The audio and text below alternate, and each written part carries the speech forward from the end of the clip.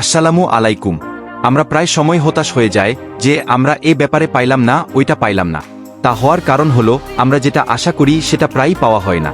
আমরা যেটা পেলাম ওটাও আল্লাহর ইচ্ছাতে পেলাম, যেটা পেলাম না তা নিয়ে মন খারাপ করলে চলবে না, কারণ আল্লাহ জানে কোনো সময় কোনো জিনিস দিতে হয়। আমরা যা দেখতে পারি না তা আল্লাহ দেখতে পারে। হতাশ হলে চলবে না, কারণ এটা হলো আল্লাহর ইচ্ছা। যেটা পাইলাম না তাও বলেন আলহামদুলিল্লাহ। এই পৃথিবীতে পথ চলা এত সহজ না। ভালো পথে চলতে গেলে একটু বাধা বিপত্তি পড়বে, তা নিয়ে মন খারাপ করলে চলবে না। সব আল্লাহর উপরে ছেড়ে দিবেন, তিনি জানেন কোনো সময় কি দিলে আমরা খুশি হব। যেটা আমরা পাই না সেটা আল্লাহ দেখাতে চাই কি জন্য দিনই, আল্লাহ কি শিক্ষা দিতে চাই তা আমরা পরে বুঝতে পারি। মানুষরা কি পেল না পেল তা দেখে আমাদের কোনো লাভ নেই। আমরা কি করলাম না করলাম ওটা দেখতে হবে, ভালো পথে চললাম না চললাম, ওইটা হিসাব আল্লাহ ঠিক নিবে।